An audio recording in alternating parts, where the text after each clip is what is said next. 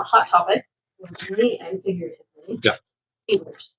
Wow. What's up with those? Scary. Mhm. Most people are really scared of them, right? Yes. But they're very important. Right? There really shouldn't be anything fear around, and I think it's fearful because a lot of people don't know a lot about them, and they think the worst is going to be happening, right? Mhm. It's about a third of the pediatric visits to pediatricians are because of fevers, and what's crazy enough is that a third of parents even give fever-reducing medications to kids that have a temperature even below 100.4, which is where it's considered to be a fever. It's got to be above the 100.4, so they're even being given medications even before it's even anything. Right.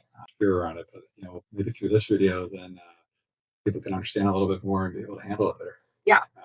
So the body knows what it's doing when it's like, right? 100%. It knows what it's doing with everything, but it's a very intelligent immune response and a neuroimmune response.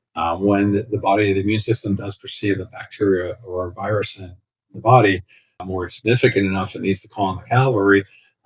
It releases chemicals called pyrogens that tell the hypothalamus to start increasing temperature within the body to be able to have a very coordinated response, the military coordinated response to come get rid of these invaders.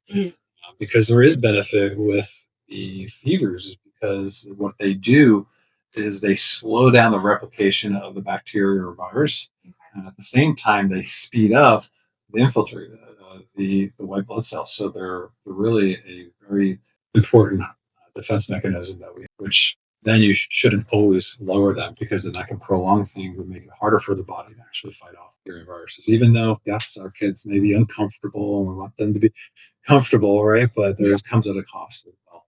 Okay, that makes sense.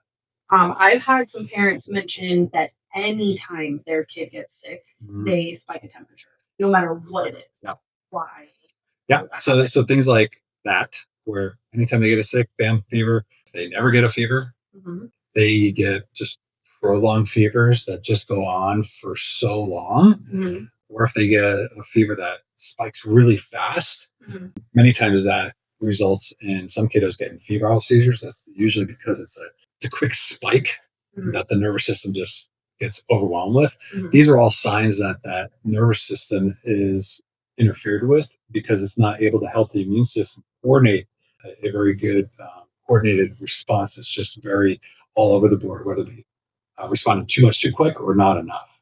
Okay. We all know fevers are scary. Are there signs that we should look for, things that we should do, not do when kiddos spikes that temperature? Yeah, well, number one, fever shouldn't be scary, right?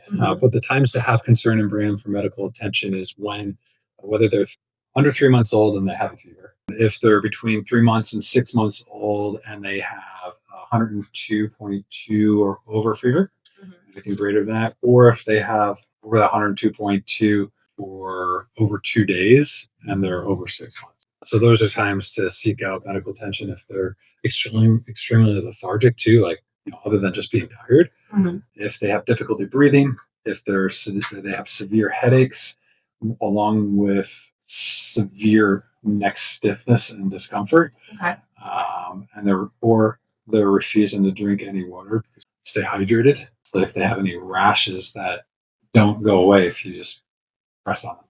Okay. And then as for things that I should be doing, things that you can do to help support it, right? That's where number one, staying hydrated. Electrolytes along with the hydration helps them stay more hydrated. Avoid sugars. Make homemade popsicles. Make sure you're getting rest. Again, conserve energy, puts the body to be able to use it towards the immune system, is why we get tired in the first place. Wet cloths. Wet cloths can pull the heat from the body. Also is comforting. You want to avoid cold baths, cold enough to where it creates shivering, because shivering will increase temperature, body temperature, and to get checked for the nervous system interference that can be contributing to this too much or too little response. That's awesome. Yeah.